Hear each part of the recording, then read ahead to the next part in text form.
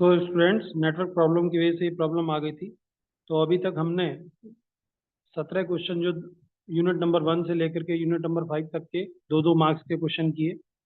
और हमने तीसरी यूनिट का पूरा रिवीजन किया, जिसमें हमने 3 टॉपिक पढ़े: डिफ्लेक्शन एंड स्लोप, और bending of beams and torsion. चलिए अब बढ़ते हैं नेक्स्ट यूनिट पर। यूनिट नंबर 5 जो है थिन एंड थिक सिलेंडर। आसान यूनिट है, और यहाँ से 100% आपको एक और या मैक्सिमम 2 न्यूमेरिकल मिलेंगे और एक डेरिवेशन आपको मिलेगा। चलिए शुरू करते हैं। तो थिन सिलेंडर शेल, या इन्हें थिन एंड थिक शेल भी कहते हैं, या इन्हें एक नाम से और जानते हैं, प्रेशर वेसल। प्रेशर वेसल क्यों कहा जाता है इनको? क्योंकि इनके अंदर प्रेशराइज फ्लूइड भरा जाता है। और कैसे इन्हें बनाया जाता है, कैसे हम इनका उपयोग करते हैं, तो चलिए ये सारी चीज़ें आप आज के लेक्चर में हम सीखेंगे। हमारे पास मार्केट में अवेलेबल होती हैं शीट्स, लोहे की शीट होती हैं, जिनका नॉर्मल साइज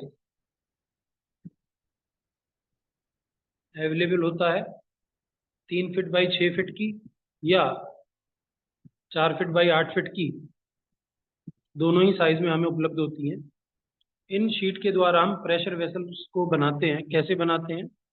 हमारे पास एक रोलिंग मशीन होती है, जिसमें 3 सिलेंड्रिकल रोलर होते हैं। सिलेंड्रिकल रोलर, ये वाला जो रोलर होता है, इसे हम ऊपर और नीचे शिफ्ट कर सकते हैं, मतलब मूव कर सकते हैं। तो यहाँ से उस प्लेट को रोलर्स के बीच में लगाया जाता है, और इस वाले रोलर को डाउनवर्ड मोशन दिया जाता है प्रेशराइज करके, और इनको रोटेट किया जाता है। तो पहली बार में प्लेट कुछ कर्व ले लेती है, फिर उसके बाद और कर्व, और फाइनली हमारा प्रेशर वेसल, मतलब वो जो प्लेट है, वो इस फॉर्म में आपके सामने आ जाती है। इस प्रकार का ये प्रेशर वेसल आपका क्रिएट हो जाता है। तो ये जो इसकी थिकनेस है, जो हमें यहाँ पर नजर आ रही है थिकनेस, उसको टी कहते हैं, और इसकी इंटरनल डायमीटर को डी कहते हैं। तो यदि टी अपॉन डी की रेशो 1/20 से कम है या बराबर है, तो उसे हम थिन शेल कहते हैं। और यदि ग्रेटर देन 1/20 है, तो उसे हम थिक शेल कहते हैं। अभी हम थिन शेल को स्टार्ट करने जा रहे हैं।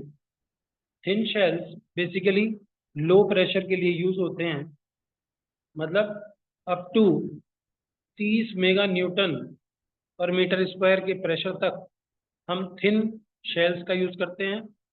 और इससे आगे यदि प्रेशर बढ़ता है, तो हम थिक शेल का। जब इन कंटेनर्स में या इन शेल्स में प्रेशराइज फ्लूइड को भरा जाता है, तो वहाँ पर 3 प्रकार की स्ट्रेसेस डेवलप होती हैं।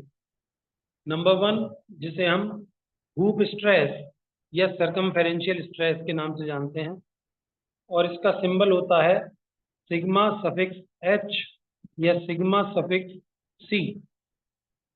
दूसरी जो स्ट्रेस होती है, उसे हम लॉन्गिट्यूडनल स्ट्रेस के नाम से जानते हैं, जिसे हम सिग्मा एल से डिनोट करते हैं।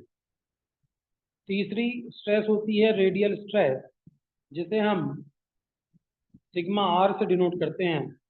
और ये वाली जो स्ट्रेस होती है सिग्मा आर, रेडियल स्ट्रेस, इसे in case of thin shell negligible माना जाता है, क्योंकि हमारी जो शेल होता है, उसकी जो प्लेट थिकनेस होती है, वो 1/20 टाइम्स ऑफ इंटरनल डायमीटर से कम होती है, इसलिए इसे हम नेग्लिजिबल मानते हैं।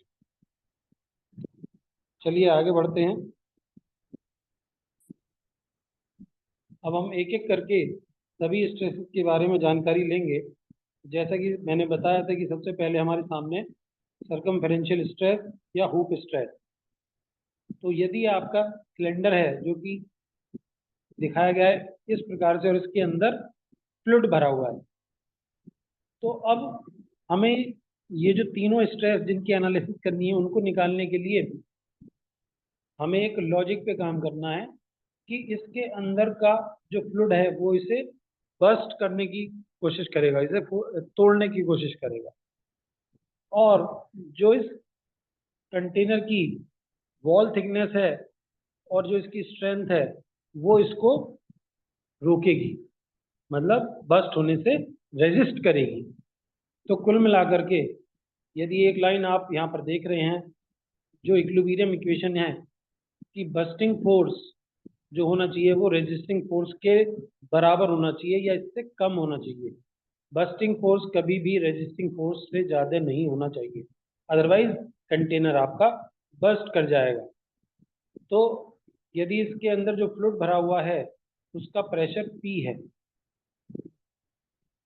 अब क्योंकि यहाँ पर हमने इसको एनालिसिस करने के लिए इसका सेक्शन कर दिया, बीच में से काट दिया, क्योंकि मैक्सिमम जो एरिया बैठेगा वो वहाँ पर बैठेगा जहाँ पर डायमीटर आ रही होगी, और डायमीटर इसके सेंटर से पास होने वाले प्लेन से जाएगी। तो हमने उस प्लेन के द्वारा इसे कट कर दिया, तो ये वाली कुछ कंडीशन बनेगी। तो जो P प्रेशर है, जो फ्लूइड का प्रेशर है, उसके द्वारा जो इसे बस्टिंग फोर्स काम कर रहा होगा वो इस एरिया पे काम कर रहा होगा जो अंदर का एरिया है।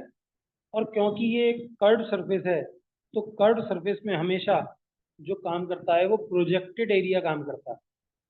क्यों? क्योंकि हर पॉइंट पर एरिया चेंज होता रहता है। इसलिए जो आप देख रहे हैं कि बस्टिंग फोर्स कितना काम करेगा, P into D into L. L इसकी लंबाई है पूरी, जो हमारा शेल है। तो ये तो हो गया हमारा बस्टिंग फोर्स। P प्रेशर हो गया, उसको हमने एरिया से मल्टीप्लाई कर दिया। कौन से एरिया से? प्रोजेक्टेड एरिया से। और ये किसके बराबर होना चाहिए? मतलब ये तो इसे तोड़ने की कोशिश कर रहा होगा कंटेनर को, इसे बचाने की कोशिश कौन कर रहा होगा? जो इसके अंदर सरकमफेरेंशियल स्ट्रेस होगी, जो इसकी सरकमफेरेंस पे काम कर रही होगी, और ये वाला एरिया और ये वाला एरिया, ये दोनों एरिया इसको रोकने का काम कर रहे होंगे। तो ये एरिया कितना होगा? इंटू एल, जो इसकी थिकनेस है, इंटू लंबाई, और ये एरिया भी T इंटू एल होगा। और यदि सरकमफेरेंशियल स्ट्रेस को हम सिग्मा सी से डिनोट कर रहे हैं, तो इस स्ट्रेस को इन दोनों के एरिया से मल्टीप्लाई कर देंगे तो हमारे पास रेजिस्टिंग फोर्स आ जाएगा। तो सिग्मा सी into T L plus sigma सी इंटू टी एल, क्योंकि स्ट्रेस तो यहाँ पर भी काम कर रही होंगी, तो इस साइड में और दोनों साइड का हम एरिया से मल्टीप्लाई कर देंगे तो फोर्स बन जाएगा। तो सिग्मा सी इंटू टू टी एल, ये हमारा रेजिस्टिंग फोर्स हो जाएगा। और जब आप इसे सॉल्व करेंगे तो सिग्मा सी बराबर आ जाएगा P D upon two T. यहाँ से हम क्या निकाल सकते हैं? सॉरी, सरकमफेरेंशियल स्ट्रेस को निकाल सकते हैं। चलिए आगे बढ़ते हैं, लॉन्गिट्यूडनल स्ट्रेस के बारे में जानकारी लेते हैं। लॉन्गिट्यूडनल स्ट्रेस, जैसा कि डायग्राम में दिखाया हुआ है कि ये आपका कंटेनर है जिसमें फ्लूइड फ्लो कर रहा है, और इसका साइड व्यू यदि आप देखेंगे तो जो इसका साइड कवर है वो इसको रोकने की कोशिश कर रहा होगा।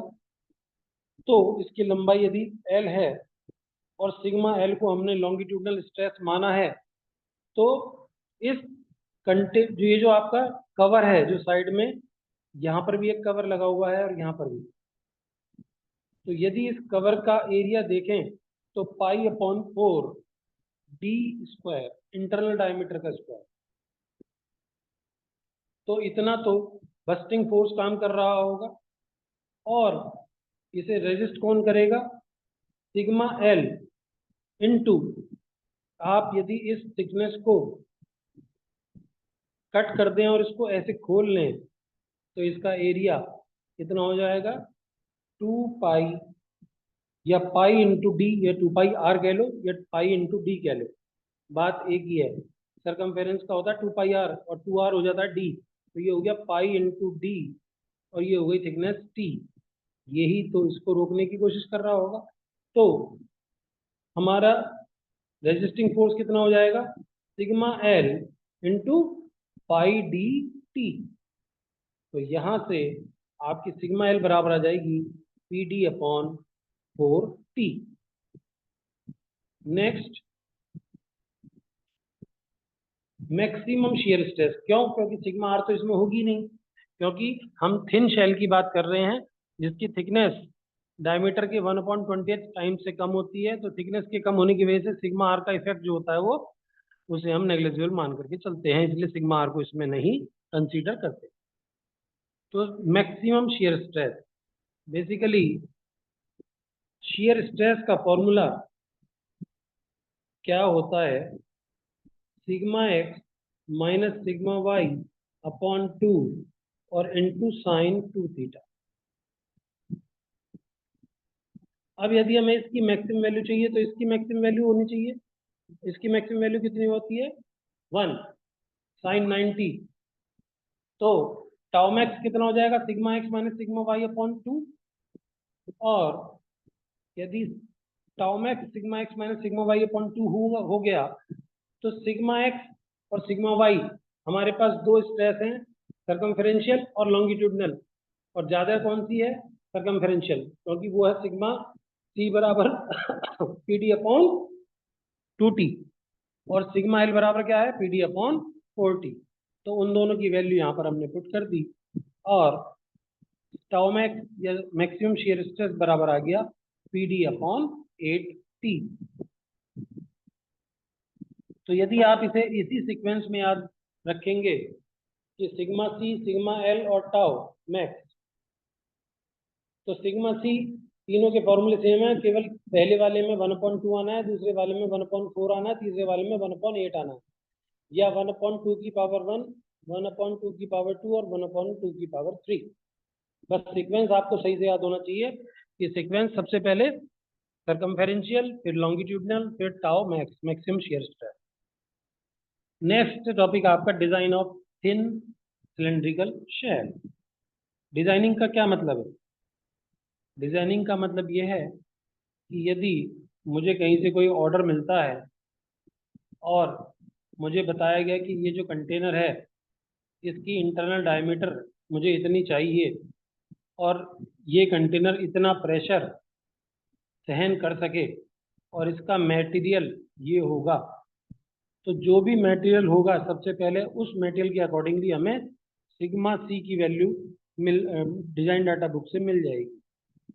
हर मटेरियल की मैक्सिमम स्ट्रेस बियरिंग कैपेसिटी अलग अलग होती है, तो मटेरियल की सिग्मा सी की वैल्यू हमें वहां से मिल जाएगी। प्रेशर और इंटरनल डायमीटर हमें दे रखा है, तो जो इसके अंदर स्ट्रेस डेवलप होनी चाहिए पी डी अपॉन 2T, वो मैक्सिमम बियरिंग कैपेसिटी जो स्ट्रेस की है उसके बराबर होनी चाहिए। तो सिग्मा सी बराबर पी डी अपॉन 2T। तो पी डी अपॉन 2T की वैल्यू इसकी मैक्सिमम परमिसेबल स्ट्रेस से ज़्यादा नहीं होनी चाहिए, लेस देन इक्वल टू होनी चाहिए।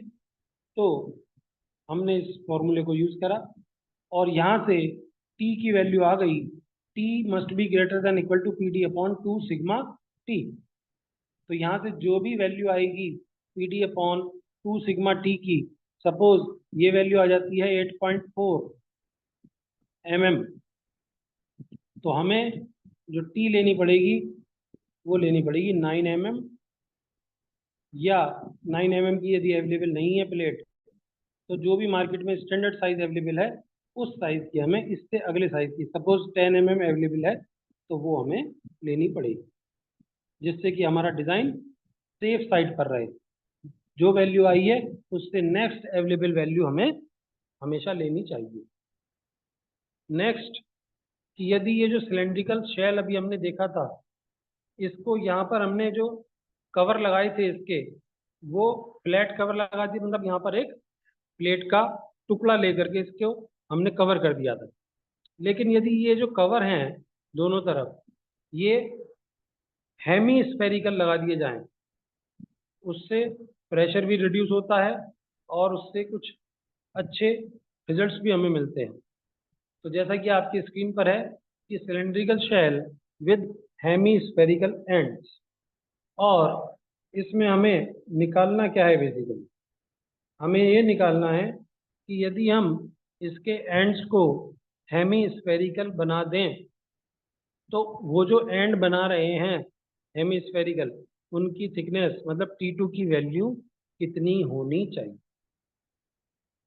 ठीक है, ये तो हमें पता लग गया। अब हमें निकालना क्या है, लेकिन इसको निकालने के लिए हमारे पास लॉजिक क्या होना चाहिए।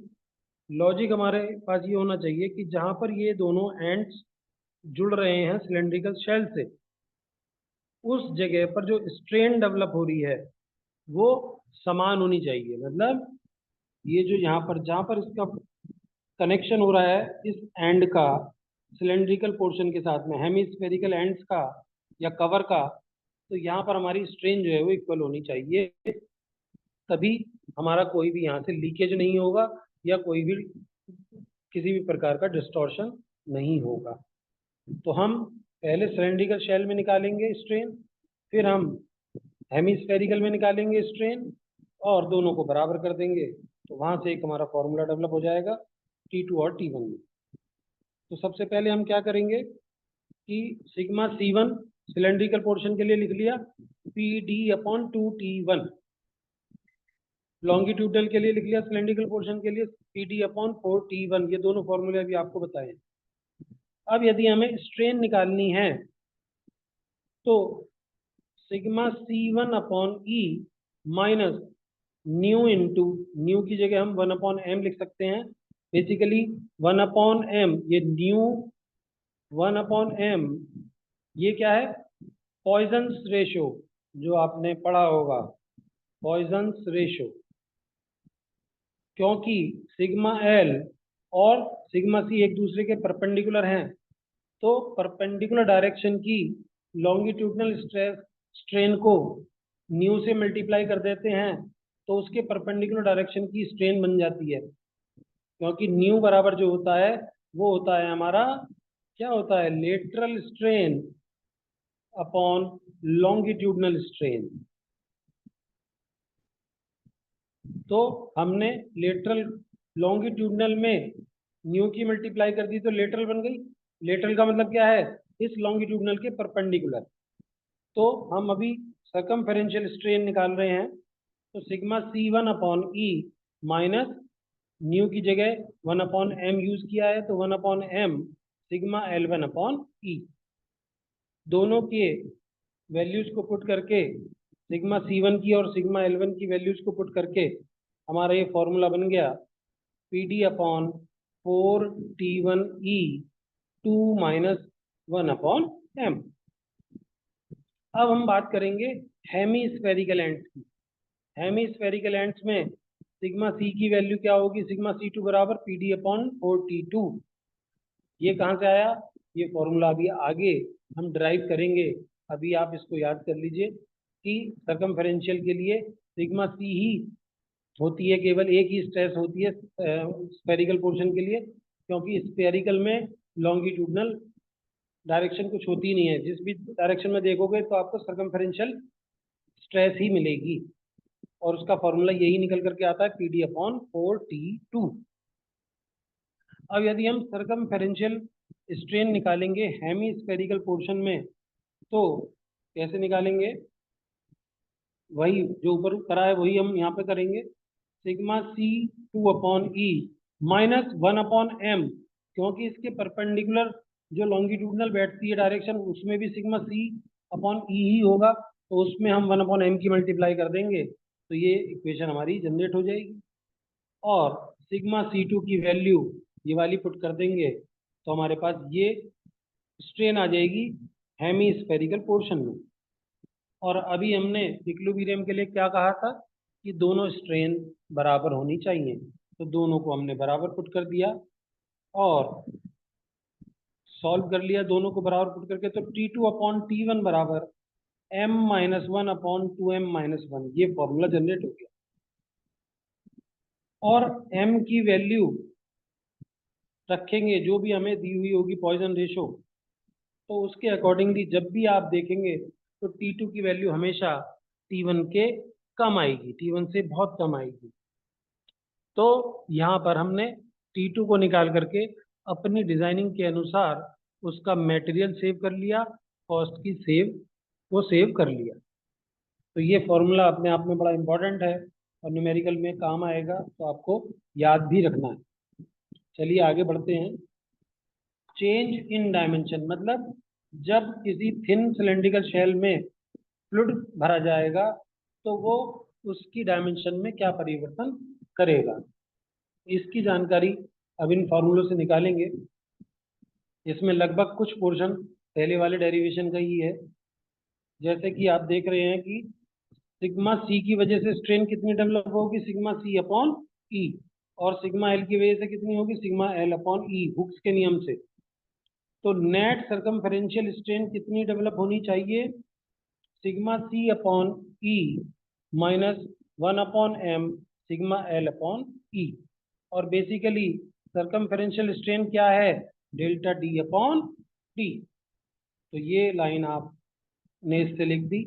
और सिग्मा एल जो होता है सिग्मा सी का आधा होता है, क्योंकि sigma C P D upon 2t होता है और sigma L P D upon 4t होता है। तो उसको यूज करके हमने ये फॉर्मूला इक्वेशन नंबर 1 10.9 जो है वो जनरेट कर ली। अब इस इक्वेशन के द्वारा हम चेंज इन डायमीटर को निकाल सकते हैं, क्योंकि डेल्टा डी अपॉन डी बराबर, ये इक्वेशन हमारी बन गई। बाकी सारी चीजें हमें दी हैं, तो हम ये पता लगा सकते हैं कि कितना उसकी डायमीटर में परिवर्तन आएगा। नेक्स्ट निकालेंगे हम लॉन्गिट्यूडनल स्ट्रेन। तो हमें उसकी लंबाई में, कि उसकी लंबाई में कितना परिवर्तन आएगा, तो सिग्मा वो स्ट्रेन, लॉन्गिट्यूडनल स्ट्रेन मतलब डेल्टा एल अपॉन एल, तो sigma l upon e minus 1/m sigma c upon e. तो यहाँ पर वैल्यूज को पुट करेंगे तो ये फॉर्मूला जनरेट हो गया। तो यहाँ से हम डेल्टा एल की वैल्यू निकाल सकते हैं कि कितना हमारा लंबाई में परिवर्तन आएगा, प्रेशर पी जो है, फ्लूइड का जो प्रेशर है पी, उसकी वजह से। तो हमने सर्कमफेरेंशियल और लॉन्गिट्यूडनल दोनों स्ट्रेन निकाल करके रख ली। अब हमें वॉल्यूमेट्रिक स्ट्रेन निकालनी है, और वॉल्यूमेट्रिक स्ट्रेन निकालने के लिए हमें क्या करना पड़ेगा, ध्यान से समझिए कि वॉल्यूमेट्रिक, वॉल्यूम क्या होता है, बेसिकली सिलेंडर का volume pi upon 4 D square into L या पाई आर स्क्वायर एल। अब यदि मैं इसका डिफरेंशिएशन कर दूं तो डेल्टा वी बराबर pi upon 4 D square into D L plus pi upon 4 into L into 2 D upon, मतलब चेंज इन डायमीटर 2d/dt। ये 2d अलग है, मतलब ये तो डायमीटर का डिफरेंशिएशन है into dd, change in diameter. अब इस पूरी इक्वेशन को मैं यदि वॉल्यूम से डिवाइड कर दूं तो यहाँ पर pi upon 4 D square L से डिवाइड कर दूं तो आप देखेंगे, तो ये तो हो गई मेरी वॉल्यूमेट्रिक स्ट्रेन, जैसे हम ईवी से डिनोट कर रहे हैं। और जब आप इसको डिवाइड करेंगे पहले वाली टर्म को, तो पाई अपॉन 4 डी स्क्वायर से pi upon 4 D square cancel हो जाएगा, यहाँ बचेगा डेल्टा एल अपॉन एल। तो डेल्टा एल अपॉन एल क्या है, बेसिकली लॉन्गिट्यूडनल स्ट्रेन। तो ये हो गई हमारी ई एल। और जब हम इस वाले पोर्शन को, बाद वाले प्लस के बाद वाले पोर्शन को डिवाइड करेंगे तो पाई अपॉन 4 एल से पाई अपॉन 4 एल कट जाएगा, एक डी से एक डी कट जाएगा, यहाँ बचेगा 2 डी अपॉन डी। तो change in diameter upon original diameter का क्या फॉर्मूला है, ई सी, तो ट्वाइस ऑफ ई सी। तो वॉल्यूमेट्रिक स्ट्रेन जो बनेगी वो बनेगी ई एल, मतलब strain, longitudinal strain plus twice of circumferential strain. इस फॉर्मूले में पुट कर देंगे तो हमारा चेंज इन वॉल्यूम निकल के आ जाएगा। कैसे, ईवी बराबर क्या होगा, change in volume upon total या ओरिजिनल वॉल्यूम, तो डेल्टा वी बराबर कितना हो जाएगा, वी टाइम्स ई वी, और ई वी की जगह पर आप ये रख दोगे और ई एल और ई सी की जगह पर आप ऊपर से वैल्यू पुट कर दोगे, तो ये आपका फॉर्मूला जनरेट हो जाएगा जहां से आप चेंज इन वॉल्यूम निकाल सकते हैं।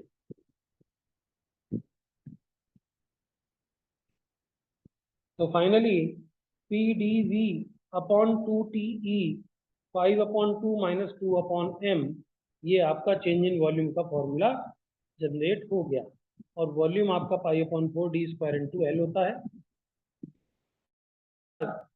तीनों डायमेंशन निकल आई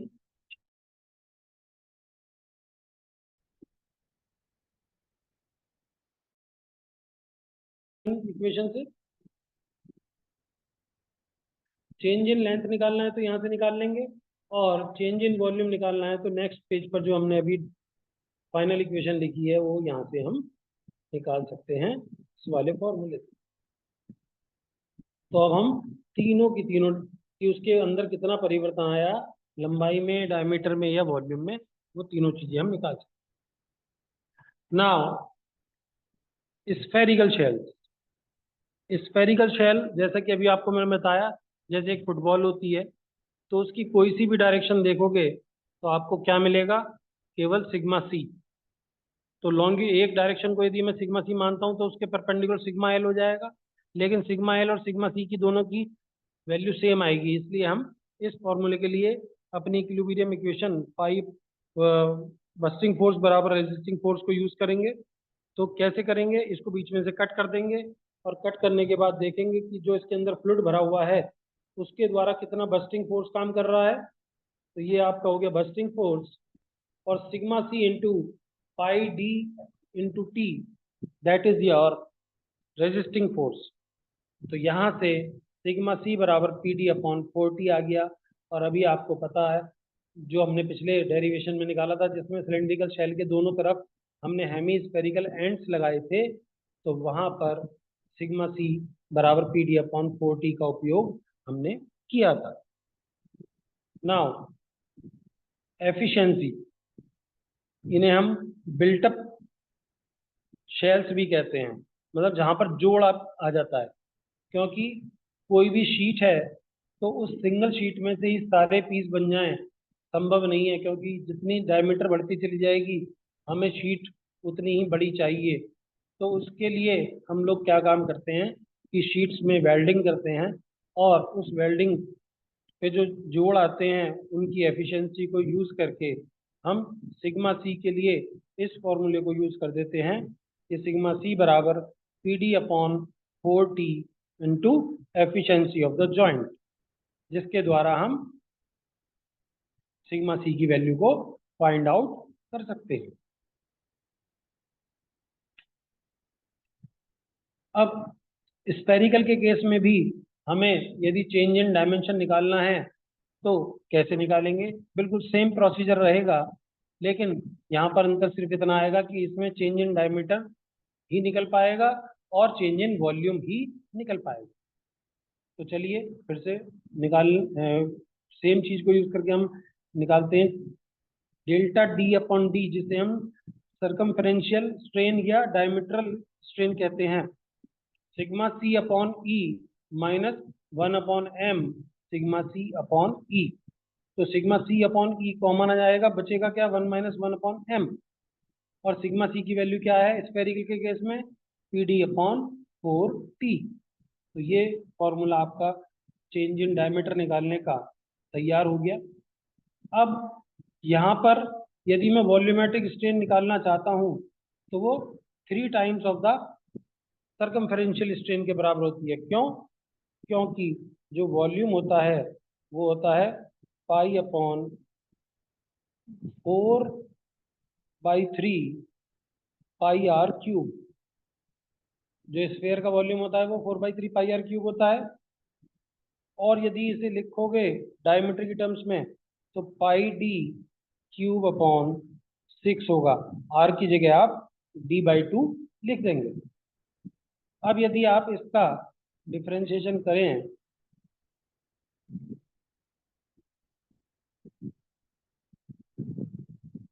तो ये आपका V है,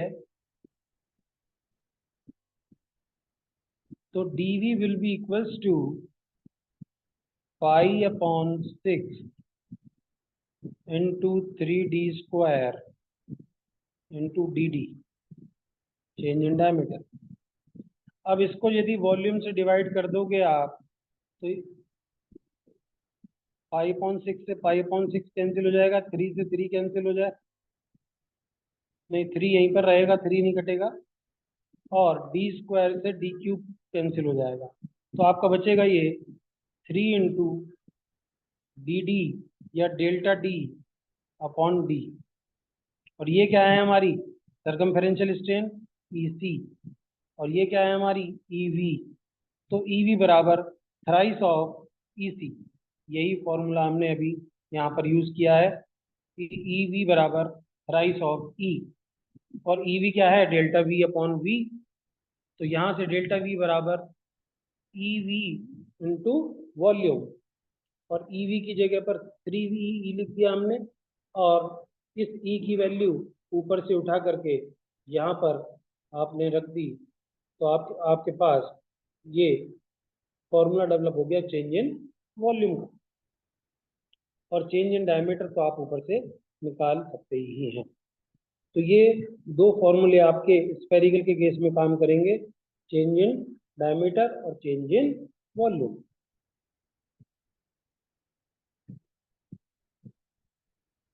बढ़ते हैं नेक्स्ट टॉपिक पर,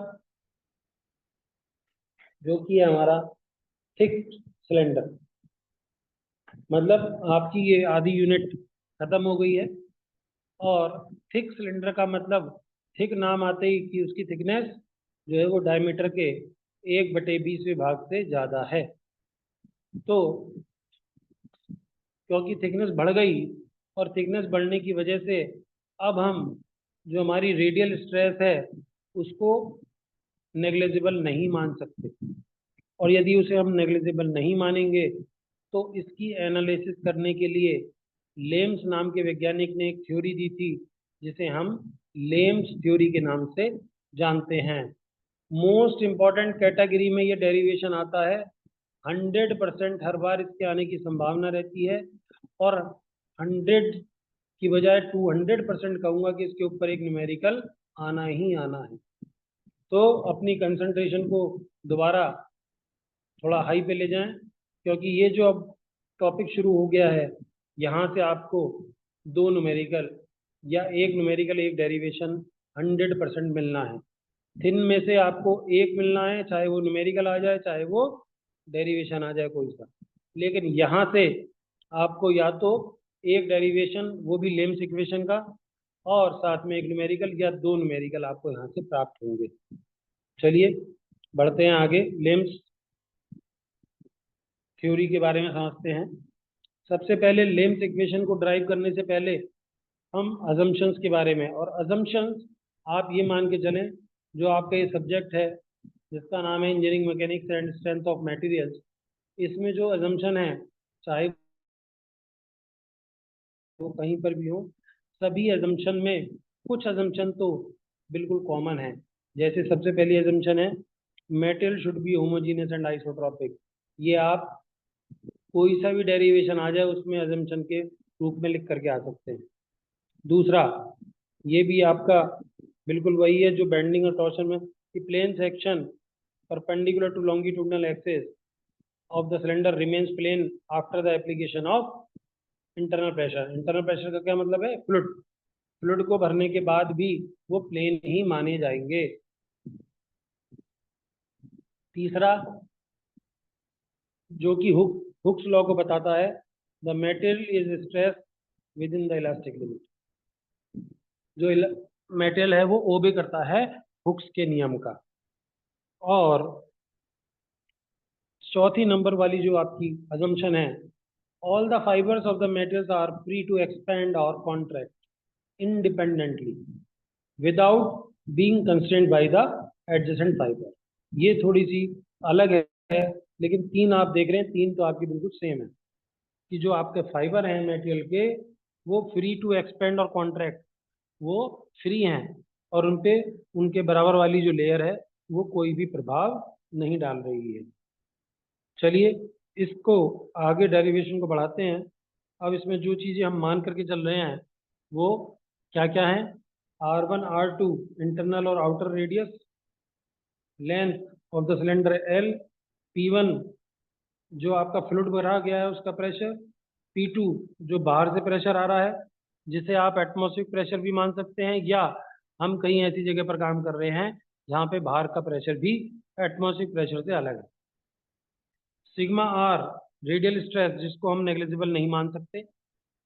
sigma are plus D sigma R बहुत ही इंपॉर्टेंट है कि जो हम एक एनालिसिस करते हैं, एनालिसिस करने का तरीका क्या होगा कि हम एक एलिमेंट्री पोर्शन मानेंगे, तो उस एलिमेंट्री पोर्शन के आउटर सरफेस पर जो हमारा स्ट्रेस होगी वो इनर सरफेस से थोड़ी सी ज़्यादा होगी, क्योंकि रेडियल स्ट्रेस है। जैसे जैसे रेडियस बढ़ेगी वैसे वैसे ये स्ट्रेस भी इंक्रीज हो जाएगी। तो sigma are plus D sigma R external radial stress. Next है आपका सिग्मा सी जिसे हम सर्कमफेरेंशियल स्ट्रेस के नाम से जानते हैं। तो ये R1 R2 L P1 P2 sigma are plus D sigma R और सिग्मा सी, ये सारी चीजें हमने एनालिसिस के लिए जो माना है वो, क्योंकि हमारा है हॉलो सिलेंडर, जो हमारा शेल है वो हॉलो है। अब हॉलो के अंदर जब फ्लूइड भरोगे तो उसके अंदर प्रेशर P1 होगा, जो कि आप सेंटर पे देख रहे हैं P1 लिखा हुआ है, और इसकी रेडियस है R1। और जो बाहर वाला पोर्शन है जहाँ पर P2 प्रेशर अप्लाई किया गया है वो है R2। हमने R1 और R2 के बीच में एक एलिमेंट्री जो डॉटेड लाइन के द्वारा रिंग आपको दिखाया गया है वो माना है, और उसकी रेडियस मानी है स्मॉल r, उसकी थिकनेस मानी है dr, और उस एलिमेंट्री पोर्शन का जो छोटा सा पोर्शन हमने कंसिडर किया है उसके ऊपर सिग्मा सी सर्कमफेरेंशियल स्ट्रेस मानी है। अंदर की तरफ से जो इस पे काम कर रही है वो सिग्मा आर है, और जो बाहर की तरफ से काम कर रही है वो sigma are plus D sigma are है। यहाँ तक मुझे लगता है आप सब समझ चुके होंगे कि हमने क्या किस चीज़ को क्या माना है। लॉजिक इसमें भी वही काम करेगा जो अभी तक हम स्ट्रेस निकालने के लिए यूज करते आए हैं, कि बस्टिंग फोर्स बराबर रेजिस्टिंग फोर्स। अब बस्टिंग फोर्स और रेजिस्टिंग फोर्स को हमें अलग अलग निकालना है। तो सबसे पहले बस्टिंग फोर्स निकालते हैं, जो अंदर से इसे तोड़ने की कोशिश कर रहा होगा। तो ध्यान से समझने की जरूरत है कि जो सिग्मा आर है उसको हम इसके कंसर्न्ड एरिया से मल्टीप्लाई कर दें, क्योंकि इसकी लंबाई ऐसे भी तो होगी सिलेंडर की, ये तो हमें साइड व्यू दिखाई दे रहा है और वो लंबाई एल है, तो क्या होगी 2πr इंटू एल। तो 2r इसका कर्व सरफेस हो गया, क्योंकि मैंने बताया था कि जहां पर कर्व सरफेस आ जाएगा आप इसको इस प्रकार से मान करके चलें कि हमने इस वाले जो एलिमेंट्री पोर्शन को माना वो यहाँ तक माना है, क्योंकि यहाँ पर सबसे मैक्सिमम वैल्यू काम कर रही होंगी, ऐसे समझ लीजिए। तो ये जो आपका पूरा का पूरा एरिया होगा ये कितना होगा, क्योंकि कट सरफेस है तो 2r, और इसकी लंबाई कितनी है l, तो 2r इंटू एल, ये तो हो गया एरिया, और इसको सिग्मा आर से मल्टीप्लाई कर दोगे तो इतना फोर्स अंदर की तरफ से इस एलिमेंट्री पोर्शन पे काम कर रहा होगा।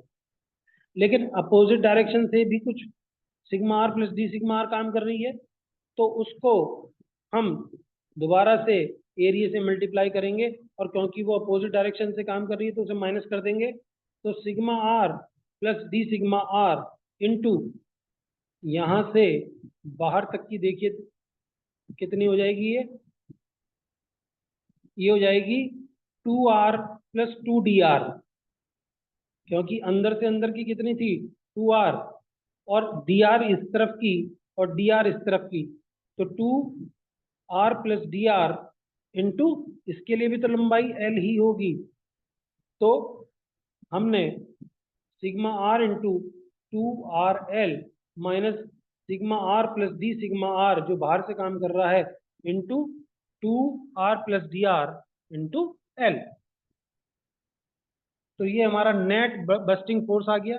इसको यदि आप सॉल्व करेंगे, मल्टीप्लाई करेंगे, तो इसमें से आपने 2L कॉमन ले लिया और सिग्मा आर से सिग्मा आर इंटू आर से sigma are into r cancel out हो गया, तो आपके पास बच गया माइनस का sigma r d r minus का r D sigma are minus का d are into D sigma are. अब ये जो माइनस का d are into D sigma are है आखिरी वाला पोर्शन, क्योंकि इसमें दोनों ही टर्म छोटी हैं तो उनको हमने नेग्लेक्ट कर दिया, उनके प्रोडक्ट और भी छोटा होगा। तो हमारे पास जो फाइनल इक्वेशन बचेगी वो बची, बस्टिंग फोर्स हमारा कितना आ गया, माइनस का 2L D R sigma are into D R plus R into D sigma are. अब हमें रेजिस्टिंग फोर्स निकालना है।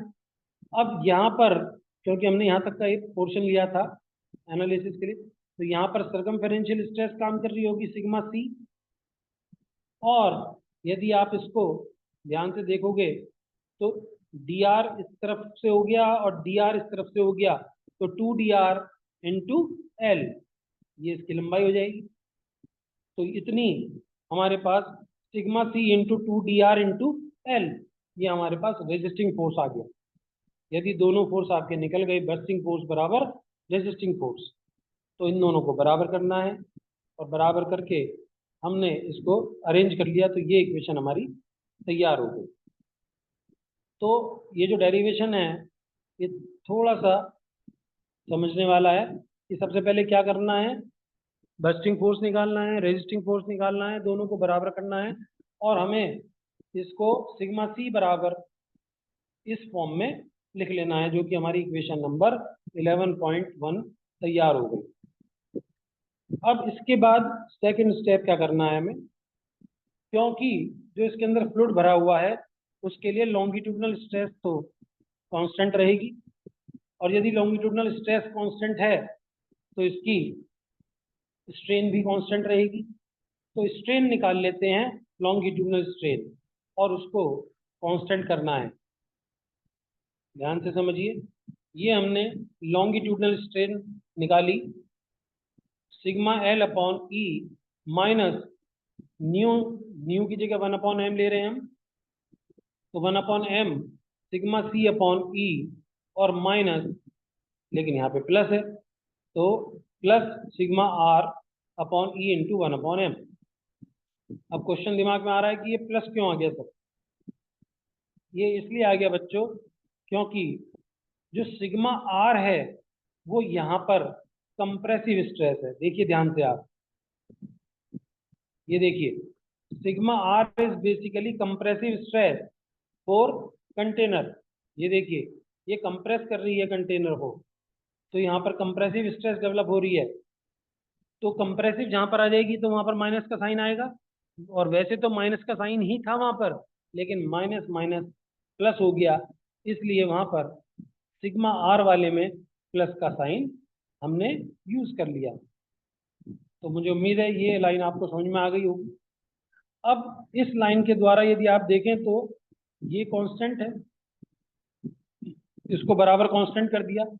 अब ये वैल्यू भी कांस्टेंट है और ई की वैल्यू भी कांस्टेंट है और एम की वैल्यू भी कांस्टेंट है, तो इन सबको ये इधर चला गया तो कांस्टेंट में से एक कांस्टेंट और माइनस हुआ तो एक नया कांस्टेंट मिल गया। उस कांस्टेंट में ई की मल्टीप्लाई हो गई और एम की मल्टीप्लाई हो गई तो एक नया कांस्टेंट बन गया। तो कुल मिलाकर के मैं लिख सकता हूँ कि sigma are minus sigma C minus sigma R बराबर कांस्टेंट। इस वाली इक्वेशन पे पहुंचना बड़ा इंपॉर्टेंट है। तो यदि आपने ये लिख लिया तो अब एक नया सवाल और मन में उत्पन्न होगा कि sigma C minus sigma R को ये 2a के बराबर क्यों माना? कांस्टेंट तो हम a भी मान सकते हैं और 3a भी मान सकते हैं। ये बात अभी आपको समझ में आएगी, क्योंकि 2a इसलिए लिया है कि आगे चल करके इसमें से 2 कॉमन आ जाएगा तो हमारा थोड़ा कैलकुलेशन कैंसिल मतलब आसान हो जाएगा, और कैंसिल वैंसिल जो होना होगा वो आसानी से हो जाएगा। चलिए, तो इसको हमने sigma C minus sigma R को 2a के बराबर रख दिया। फिर से रिपीट कर रहा हूँ, लेम्स इक्वेशन में सबसे पहले हमें इस डायग्राम को ध्यान रखना है। इस डायग्राम से हमें बस्टिंग फोर्स निकालना है, रेजिस्टिंग फोर्स निकालना है, और सिग्मा सी को बराबर करना है जो भी वैल्यू हमारी निकल के आएंगी। मतलब इक्वेशन नंबर 11.1 को हमें जनरेट करना है। फिर हमें क्या ध्यान रखना है कि लॉन्गिट्यूडनल स्ट्रेन, क्योंकि स्ट्रेस कांस्टेंट है, तो स्ट्रेस कांस्टेंट क्यों है? क्योंकि लॉन्गिट्यूडनल स्ट्रेस का फॉर्मूला देखोगे तो P1 into pi R1 square upon pi R2 square minus R1 square. Pressure भी कांस्टेंट है, R1 भी कांस्टेंट है, R2 भी कांस्टेंट है, तो दिस विल बी कांस्टेंट। और यदि ये कांस्टेंट है तो लॉन्गिट्यूडनल स्ट्रेन भी कांस्टेंट होगी। तो इस फॉर्मूले को, स्ट्रेन के फॉर्मूले को याद करके इसके द्वारा हमें यहाँ तक sigma C minus sigma R बराबर 2a तक पहुंचना है। और 2a जो हमने लिया है वो अपनी कैलकुलेशन को आसान बनाने के लिए लिया है। चलिए, अब यदि हमने इसकी वैल्यू को इक्वेशन नंबर 11.1 जो हमने जनरेट करी थी वहां से,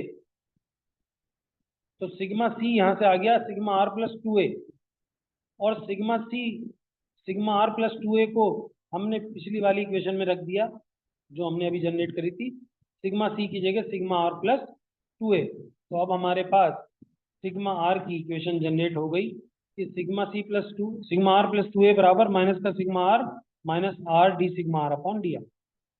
अब इसमें सिग्मा आर वाली टर्म एक साथ कर ली और डी आर वाली टर्म एक साथ कर ली, तो फाइनली हमने इस इक्वेशन को लिख लिया। और जैसे ही इस इक्वेशन को आपने लिखा तो आपके मन में विचार आ चुका होगा कि दोनों तरफ का इंटीग्रेशन कर दिया जाए तो अच्छा है।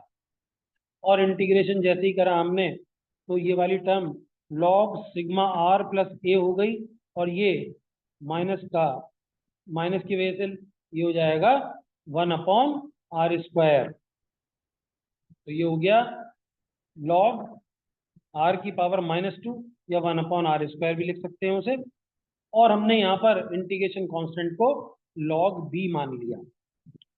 वैसे तो c मानते हैं, लेकिन क्योंकि यहाँ पे दोनों तरफ log आ गया है तो यहाँ पर इंटीग्रेशन कांस्टेंट को भी हमने log b मान लिया। और log a और इस log -2 log r को हम b के साथ में कंबाइन कर दिया तो राइट हैंड साइड जो हमारी है वो कुछ इस फॉर्म में बन जाएगी log b अपॉन r²। अब दोनों तरफ log log है तो एंटी log ले लेंगे, तो सिग्मा आर प्लस ए बराबर b अपॉन r² हो जाएगा। और ए को उधर ले जाएंगे तो सिग्मा आर बराबर b अपॉन r² माइनस ए। और यदि हम सिग्मा आर की वैल्यू को इस वाली इक्वेशन में पुट करते हैं, ये वाली जो हमने अभी कांस्टेंट करके निकाली थी, तो आपके पास सिग्मा सी की भी एक इक्वेशन बन गई कि सिग्मा सी बराबर बी अपॉन r² प्लस ए। तो इन दोनों इक्वेशंस को, ये जो हमने अभी अभी निकाली है सिग्मा आर और सिग्मा सी के लिए, इनको कहते हैं हम लेम्स इक्वेशन। बहुत ही इंपॉर्टेंट डेरिवेशन है, एक बार रिवाइज करते हैं जल्दी से। करना क्या क्या है, केवल यही ध्यान रखना है। सबसे पहले डायग्राम को अच्छे से समझना है, डायग्राम बनाना है अच्छे से। फिर बस्टिंग फोर्स की इक्वेशन को हमें लिखना है। फिर हमें रेजिस्टिंग फोर्स की इक्वेशन को लिखना है, दोनों को इक्वल करके सिग्मा सी की ये वैल्यू निकालनी है। फिर लॉन्गिट्यूडनल स्ट्रेस कांस्टेंट है तो लॉन्गिट्यूडनल स्ट्रेन कांस्टेंट है, उस इक्वेशन को लिख करके finally sigma C minus sigma R बराबर 2a। यहाँ से सिग्मा सी की value sigma are plus 2a पिछली वाली इक्वेशन में रख देनी है। तो ये कुछ इस प्रकार की इक्वेशन मिल जाएगी कि d sigma are upon sigma are plus a और माइनस का 2 d r upon r. Integration कर देंगे, इंटीग्रेशन कांस्टेंट को log b ले लेंगे, उसे अरेंज कर लेंगे, तो सिग्मा आर बराबर आ जाएगा b अपॉन r² माइनस ए। और सिग्मा आर की वैल्यू पिछली इक्वेशन में रख देंगे, सिग्मा आर प्लस 2a बराबर सिग्मा सी, तो वहां से सिग्मा सी बराबर b अपॉन r² प्लस ए। ये हमारी इक्वेशन, जिन्हें हम लेम्स इक्वेशन के नाम से जानते हैं। अब इनके केसेस हैं, केसेस कुछ नहीं है, ये देखने में ऐसे लग रहे हैं कि बहुत सारे केसेस हैं, 4 केसेस हैं वैसे तो इसमें। बस इसमें आपको करना क्या है, एक लॉजिक समझ लीजिए, बाकी सारे केसेस एक से हैं। पहला केस ही समझते हैं। मान लीजिए एक्सटर्नल प्रेशर है P2, इंटरनल प्रेशर है P1। तो आपका जो सिलेंडर है वो कुछ इस प्रकार का है। ये आपकी R1 है और यहाँ पर प्रेशर है P1, और ये आपकी R2 है, यहाँ पर है प्रेशर P2। तो कुल मिलाकर के एट R बराबर R1 सिग्मा R बराबर P1 और R बराबर R2 सिग्मा R बराबर P2। That's all. 2 इक्वेशन बन गई, खत्म हो गया। ऐसे ही हमें ये बाउंड्री कंडीशन है, तो जैसे ही आपकी ये दोनों इक्वेशन बनी, एट R बराबर R1 सिग्मा R बराबर P1, तो लेम्स इक्वेशन में रख दिया। एट R बराबर R2 सिग्मा R बराबर P2। इन दोनों को सॉल्व करेंगे, ए और बी की वैल्यू निकालेंगे, और ए और बी की वैल्यू आ गई तो जो हमने लेम्स इक्वेशन निकाली थी उन इक्वेशन में सिग्मा R और सिग्मा C की वैल्यू वहां से in terms of A and B, और ए और बी की वैल्यू आपको पता ही है, तो हमें सिग्मा R और सिग्मा C की वैल्यू पता चल जाएगी। अब अगला केस क्या है, इंटरनल प्रेशर तो है, बाहर का प्रेशर 0 है, मतलब एटमॉस्फेरिक प्रेशर काम कर रहा है, तो P2 बराबर 0। तो इन्हीं इक्वेशनों में ये वाली तो हो जाएगी, P1 वाली तो काम करेगी, लेकिन P2 की जगह आ जाएगा 0। और उन दोनों को फिर से सॉल्व करना है, ए और बी की वैल्यू निकालनी है, फिर वापस सिग्मा आर और सिग्मा सी की इक्वेशन में पुट कर देनी है, तो आपका सिग्मा आर और सिग्मा सी आ जाएगा इस वाले केस के लिए। तीसरा केस क्या है, यदि इंटरनल प्रेशर नहीं है, P1 0 है और P2 लगा हुआ है, तो इस वाली इक्वेशन में P1 की जगह 0 आ जाएगा, ये इक्वेशन ऐसी रहेगी।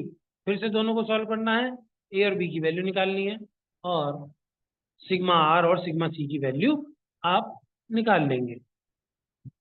तो ये जो केसेस हैं वो केवल ए और बी की अलग अलग केस में वैल्यू निकाल करके उनको यूज करने के लिए। नेक्स्ट है फिर आपका लॉन्गिट्यूडनल एंड शियर। लॉन्गिट्यूडनल अभी आपको बताया था, सिग्मा एल बराबर p into pi R1 square upon p into वो pi into R2 square minus R1 square. तो यहाँ से आप सिग्मा एल की वैल्यू निकाल सकते हैं। और शियर स्ट्रेस अभी आपने थिन के केस में निकाला था, sigma X minus sigma Y upon 2, जिसे हम मैक्सिमम शियर स्ट्रेस कहते हैं। अब यहाँ पर sigma C minus sigma are upon 2, but sigma R कैसी है, कंप्रेसिव, तो इसीलिए माइनस का साइन आपको नजर आ रहा होगा कि यहाँ पर माइनस का साइन लगा हुआ है। तो sigma C plus sigma are upon 2, और यदि दोनों की वैल्यू रख देंगे आप, तो केवल टाउ मैक्स का ये फॉर्मूला बचेगा, बी अपॉन आर स्क्वायर। सो ये 3 फॉर्मूले आपको मिल गए, सिग्मा सी, सिग्मा आर जो कि हमने लेम्स इक्वेशन के द्वारा निकाला, और लॉन्गिट्यूडनल और टाउ मैक्स के फॉर्मूले। अब न्यूमेरिकल को यदि हम एक न्यूमेरिकल समझ लें तो हमारा जो ये कॉन्सेप्ट है ये बड़ा अच्छी तरह समझ में आ जाएगा हमें। जो न्यूमेरिकल है आपकी स्क्रीन पर वो क्या है, a pipe of 200 mm internal diameter, internal diameter दे रखी है, तो इसे हम D1 मान लेंगे या इंटरनल रेडियस की टर्म्स में कन्वर्ट कर लेंगे। फिर हमें थिकनेस दे रखी है 50 mm, carries a fluid at a pressure of 10 mega newton per metre square, P1 है हमारे पास 10 mega newton per metre square. Find the maximum and minimum intensity of the circumferential, sigma c की maximum और minimum value निकालनी है, और हमें radial stress का स्केच बनाना है और सर्कमफेरेंशियल स्ट्रेस का भी स्केच बनाना है थिकनेस के लिए। देखने में थोड़ा मुश्किल सा लग रहा होगा, लेकिन बहुत आसान क्वेश्चन है। सबसे पहले आपने इंटरनल रेडियस डायमीटर का आधा करके निकाल ली 100 mm, तो 0.1 मीटर आ गई।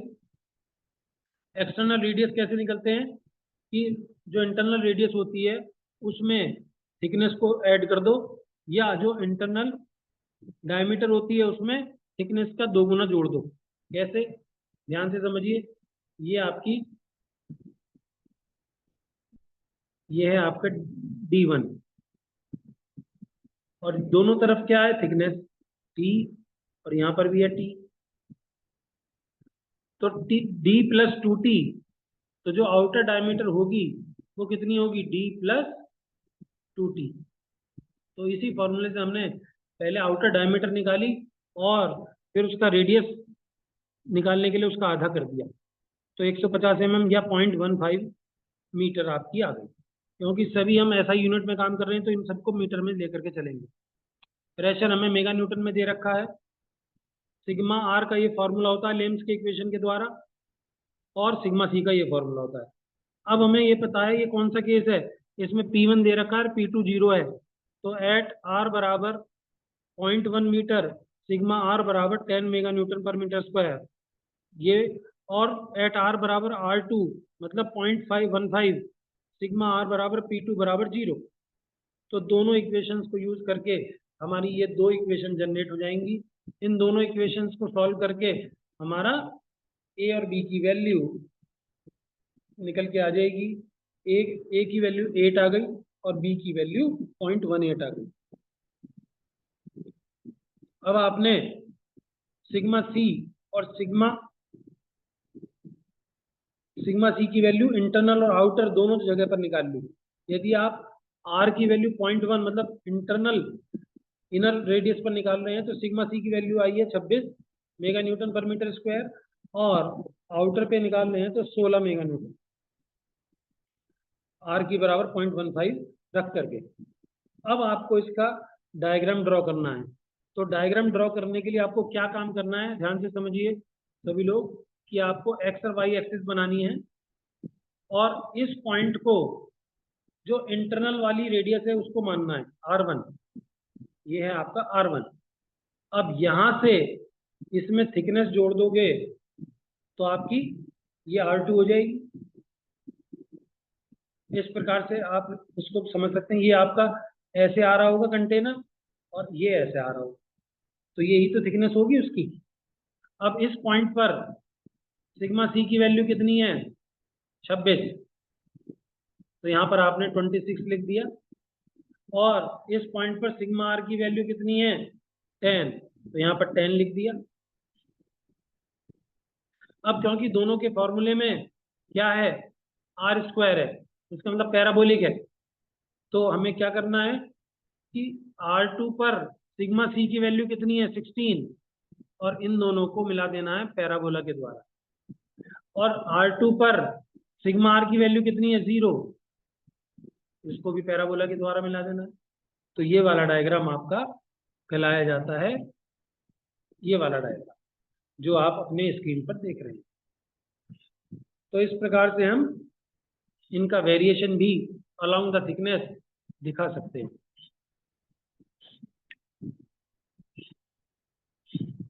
लास्ट टॉपिक है आपका कंपाउंड सिलेंडर, या इन्हें श्रंक सिलेंडर भी कहा जाता है।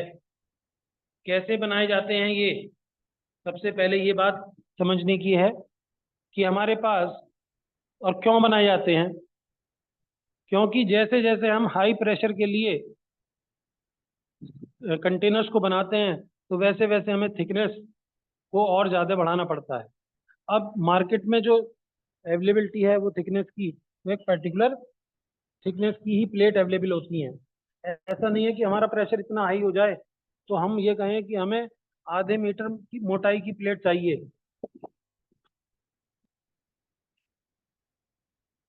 तो आधे मीटर मोटाई की प्लेट तो नहीं मिलेगी हमें मार्केट में।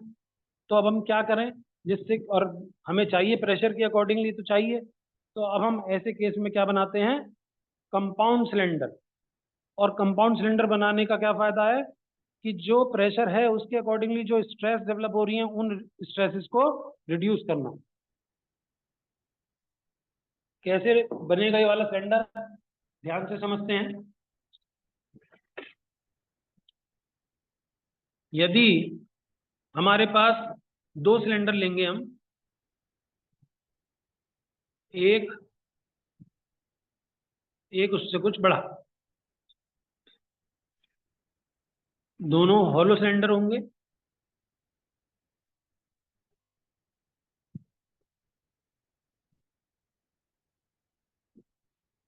अब इसके लिए जो रेडियस लेंगे वो R1 और R2 लेंगे, और इसके लिए जो रेडियस लेंगे वो R2 और R3 लेंगे। मतलब ये इनकी इंटरनल और आउटर रेडियस है। मतलब छोटे वाले सिलेंडर की जो आउटर रेडियस है वो बड़े वाले सिलेंडर की इनर रेडियस के बराबर होनी चाहिए।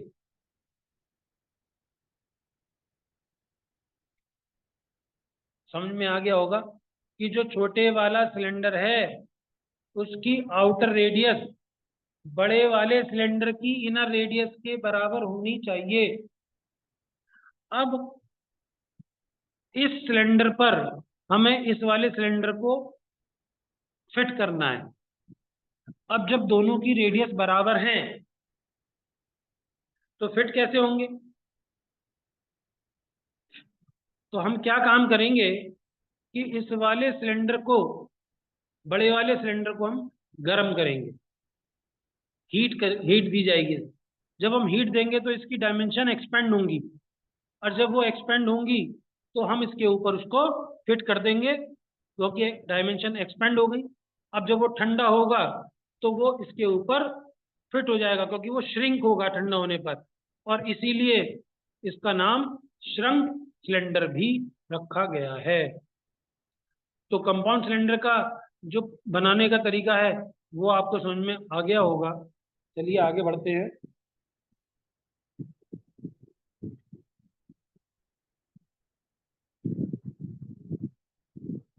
अब ये डायग्राम देख करके आप पता लगा सकते हैं कि देखिए, जैसे ये हमारा, अब हमारा कंपाउंड सिलेंडर बन गया। तो ये उसका अब जो पूरा कंपाउंड सिलेंडर बन गया तो कुछ इस प्रकार का आपको नजर आ रहा होगा।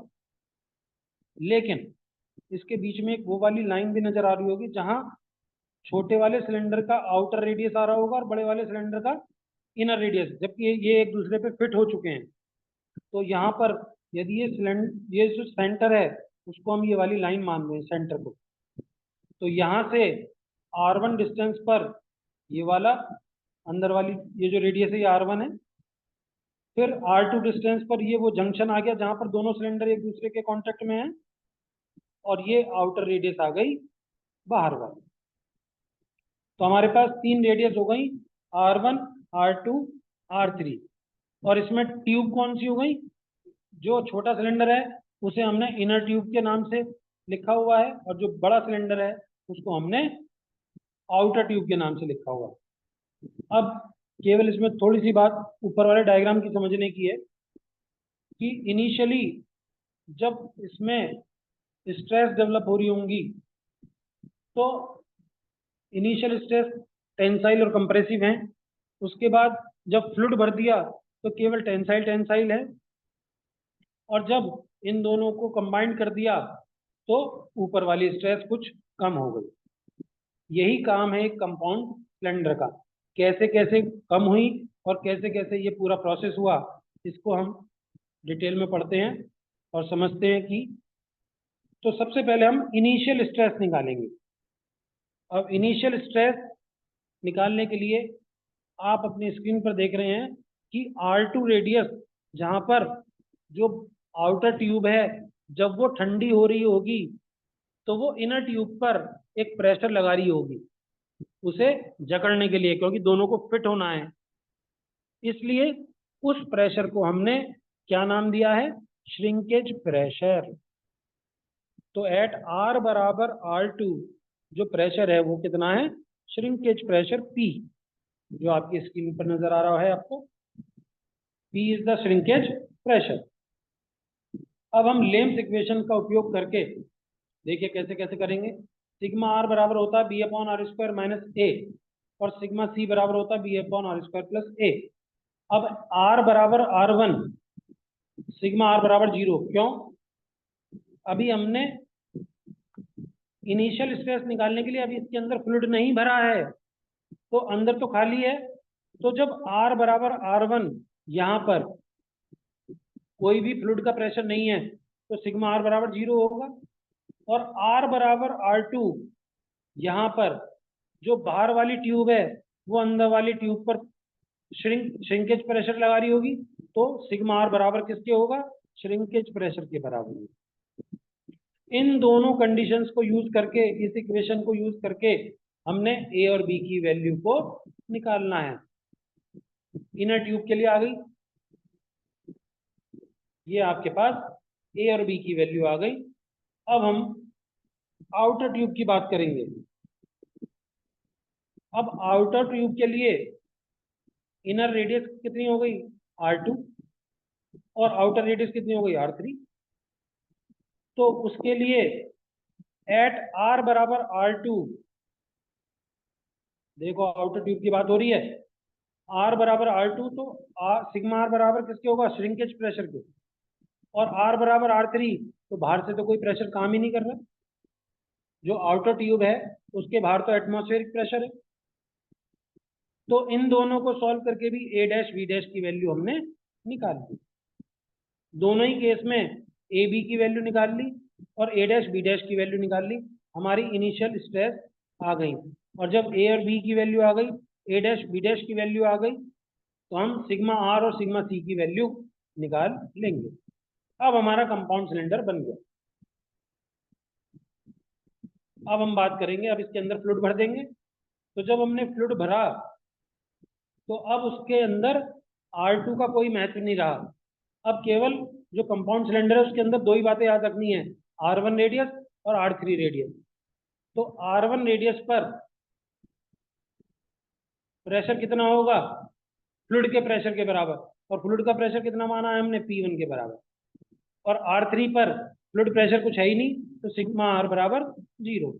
इसके लिए भी हमने ए और बी की वैल्यू निकाल ली और सिग्मा आर और सिग्मा सी की वैल्यू को निकाल लिया। बच्चों, इस डेरिवेशन को करते वक्त तो हमें यहाँ तक की बात समझ में आ गई, लेकिन जब हम न्यूमेरिकल करेंगे तो वहाँ पर हमें एक टेबल बनानी पड़ेगी, और उस टेबल में इन सभी वैल्यूज को पुट करना पड़ेगा, जिससे कि आपको ये पता चल जाए कि एक्चुअल में हमारी कंपाउंड सिलेंडर बनाने की वजह से जो स्ट्रेस रिड्यूस हुई है वो कितनी हुई है। चलिए तो न्यूमेरिकल देखते हैं और उस न्यूमेरिकल से समझने की कोशिश करते हैं कि, और इसी के ऊपर बेस्ड न्यूमेरिकल आना ही आना है। जो ये क्वेश्चन होने जा रहा है, अगले 5 से 10 मिनट में आपको 7 नंबर प्राप्त होने वाले हैं। तो इसके द्वारा हम ये सीखेंगे कि कंपाउंड सिलेंडर के केस में कैसे कैसे हमें वैल्यूज को निकालना है, और उसे हमें एक टेबल की फॉर्म में रखना है। देखिए ये टेबल मैं आपको दिखा देता हूँ। पहले सबसे अंत में एक टेबल बनाएंगे हम, ये रही। ये टेबल आपके स्क्रीन पर है। इनिशियल स्ट्रेस जो जो निकल के आएंगी उनको इस टेबल में भरेंगे। फिर जब हम फ्लूइड भर देंगे तो उस केस में जो निकल के आएंगी, और आप देख रहे हैं कि जो आपके पहले दोनों कॉलम हैं, यहाँ पर स्ट्रेस कितनी कम हो गई है। एक्चुअल में 191 स्ट्रेस डेवलप होनी चाहिए थी फ्लूइड की वजह से, लेकिन कंपाउंड सिलेंडर बनने की वजह से माइनस का 54, तो ओवरऑल स्ट्रेस 136 रह गई। ऐसे ही यहाँ पर देख रहे हैं 129 स्ट्रेस डेवलप हो रही थी आपकी, और माइनस का 42 उसमें से कम हो गया, तो टोटल मिलाकर के 86। तो कुल मिलाकर के हमारा पर्पस क्या है कंपाउंड सिलेंडर का? कि स्ट्रेसेस को रिड्यूस करना। चलिए बहुत तेजी से इस क्वेश्चन को समझते हैं, और ये आपको आने वाले एग्जाम्स में 7 नंबर दिलाने वाला है। ए compound cylinder formed by shrinking one tube to another is subjected to an internal pressure of 90 mega newton per metre square. ये जो इंटरनल प्रेशर है ये है फ्लूइड का प्रेशर। इनर रेडियस दे रखी है आपको, एक्सटर्नल रेडियस R3 दे रखी है आपको कंपाउंड सिलेंडर की, और radius at the junction 240 mm दे रखी है। और ये आपको रेडियस की वैल्यू देख करके पता चल जाता है। 180 R1 है, 240 R2 है, और 300 R3 है। इनको डिवाइड कर देंगे 2 से, क्योंकि ये डायमीटर दे रखी हैं, तो आपके पास रेडियस आ गई। उनको मीटर में चेंज कर लेंगे तो 009, 015, एंड 0.12। ये आपके पास R1 R3 R2 की वैल्यू आ गई। अब क्वेश्चन में दे रखा है if after shrinking on the radial pressure at the common surface जहां पर R2 पर जो प्रेशर है वो 12 mega newton per metre square है, इसे कहते हैं हम श्रिंकेज प्रेशर, जिसे हम P से डिनोट कर रहे थे। तो अब आपको फाइनल स्ट्रेस निकालनी है कंपाउंड सिलेंडर में। तो हमें 3 स्टेप करने हैं। नंबर वन करना है हमें बिफोर फ्लूइड, जिसे हम इनिशियल स्ट्रेस के नाम से जानते हैं। तो R बराबर R1, तो सिग्मा R बराबर 0, और R बराबर R2, तो सिग्मा R किसके बराबर होगी? श्रिंकेज प्रेशर के बराबर होगी। और श्रिंकेज प्रेशर कितना है? 12 mega newton per metre square. तो इन दोनों का उपयोग करके इनर ट्यूब पर हमने ए और बी की वैल्यू निकाली, और ए और बी की वैल्यू को निकाल करके सिग्मा सी और सिग्मा आर की वैल्यू निकाल के रख ली। देख रहे हैं आप, सबसे नीचे सिग्मा सी और सिग्मा आर की वैल्यू निकाल करके हमने रख ली।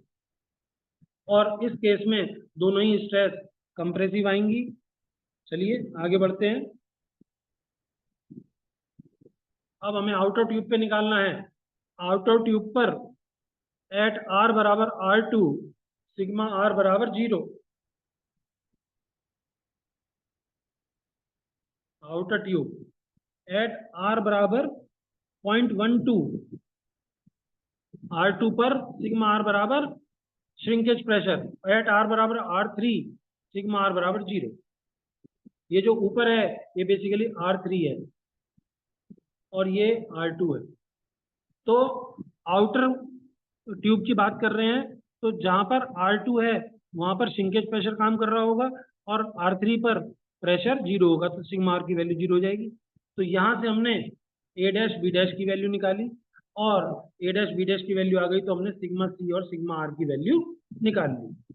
अब आप देख रहे हैं ये जितनी भी स्ट्रेस आई हैं, यदि आप इनकी वैल्यूज को थोड़ा सा नोट कर लें, तो इनर ट्यूब के लिए 54 और 42 कंप्रेसिव, तो माइनस का साइन आना चाहिए दोनों में, 0.9 और 0.12। तो अब आप अपनी जो टेबल बनानी है वहां पर देखिए आप ध्यान से। इनिशियली इनर ट्यूब आपने कंप्रेसिव की वजह से दोनों वैल्यू यहाँ पे लिख दी, और यदि आप आउटर ट्यूब की बात करेंगे तो आपने दोनों वैल्यू यहाँ पर लिख दी। तो यहाँ तक अभी तक आपने किया। अब आप क्या करेंगे कि फ्लूइड इसमें भर देंगे। अब हम निकालेंगे फाइनल स्ट्रेस यहाँ पर। यहाँ तक तो हमने अभी अभी निकाला है 54 और 42। जब हमने फ्लूइड भर दिया तो अब हमें केवल दो ही रेडियस, एक तो R1 और एक R3, इन दोनों पे ही काम करना है। अब कंपाउंड सिलेंडर बन चुका है, तो एट R बराबर R1 0.09 सिग्मा आर किसके बराबर होगी? फ्लूइड के प्रेशर के बराबर। और एट R बराबर R3 सिग्मा आर बराबर किसके होगी? 0 के बराबर, क्योंकि बाहर से कोई प्रेशर काम नहीं कर रहा है। इन दोनों को सॉल्व करके ए और बी की वैल्यू फिर से निकाल दी। ए और बी की वैल्यू निकाल ली, तो सिग्मा सी की वैल्यू हमने सभी जगह पर निकाल ली, R1 R2 और R3 पर। कितनी कितनी आई? 191, 129, 101। ध्यान रखिए 191, 129 और 101, इन तीनों वैल्यूज को आपने यहाँ पर पुट कर दिया। देखेंगे 191 129 R2 पर, 129 ही R2 पर रही, और 101 R3 पर रही। अब इनको आप ऐड कर देंगे तो ये आपकी फाइनल स्ट्रेस आ गई, जो सबसे नीचे वाली रो में लिखा हुआ है। तो ऐसे हमें कंपाउंड सिलेंडर के केस में इस प्रकार का क्वेश्चन 100% आना है। और मुझे उम्मीद है कि यदि आप एक बार अपने कॉपी पेन लेकर के इस क्वेश्चन को अपने आप सॉल्व करके देख लेंगे तो ये आपको अच्छे से समझ में आ जाएगा। तो स्टूडेंट्स, आज की जो वर्कशॉप है उस वर्कशॉप से आपको 35 से 38 मार्क्स का हमने देने की कोशिश करी है। आपके एग्ज़ाम बहुत निकट हैं। ये वर्कशॉप आपके लिए बहुत ज़्यादा बेनिफिशियल है। इसका एक बार 2 घंटे रिवीजन करके यदि आप अपने आप को पासिंग से ऊपर ले जा सकते हैं और अच्छे मार्क्स प्राप्त कर सकते हैं, तो मुझे लगता है ये इन्वेस्टमेंट कोई बुरा नहीं है। तो पढ़ाई करते रहिए, ज़्यादा से ज़्यादा वक्त अपना स्टडीज की तरफ लगाइए। Thank you very much, all the best.